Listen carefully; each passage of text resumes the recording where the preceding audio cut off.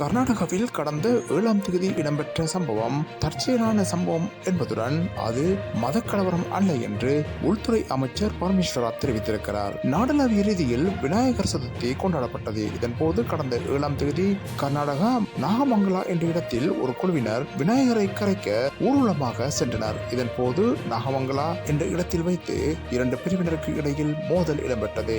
இந்த மோதல் பின்னர் வன்முறையாக மாறி சுமார் 25க்கும் மேற்பட்ட கடைகள் தீக்கிரையாக்கப்பட்டன, வாகனங்களும் சேதமாக்கப்பட்டன.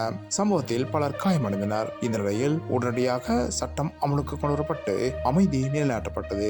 இந்த நிலையில் இது குறித்து கர்நாடக உள்துறை அமைச்சர் பரமேஸ்வரா விடுத்துள்ள அறிவித்தலில் இது மத கலவரம் அல்ல என்றும் தற்செயலாக இடம்பெற்ற ஒரு வன்முறை சம்பவம் என்றும் தெரிவித்திருக்கிறார். சம்பவ தொடர்பில் இதுவரை 53 பேர் கைது செய்யப்பட்டுள்ளதாகவும் அவர் குறிப்பிட்டிருக்கிறார்.